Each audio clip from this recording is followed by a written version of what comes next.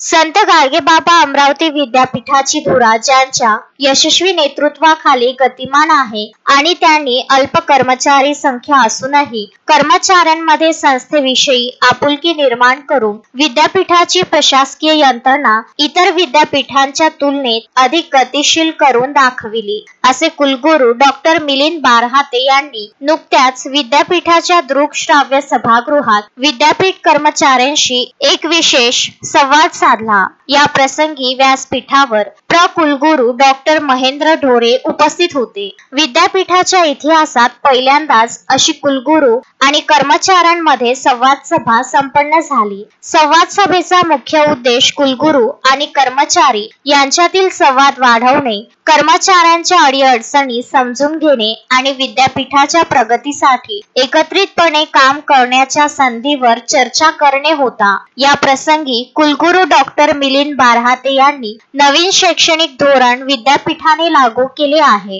त्यामुळे ते समजून घेऊन त्याची परिपूर्ण अंमलबजावणी करण्यासाठी सर्वांनी परिश्रम घेण्याची गरज आहे। या प्रसंगी त्यांनी विद्यापीठाची सद्यस्थिती व आगामी योजनांबद्दल तसेच शैक्षणिक आणि प्रशासकीय उद्दिष्टांबद्दल विस्तृत माहिती दिली। अशोकभाई जोशी, विदर्भ न्यूज, अमरावती।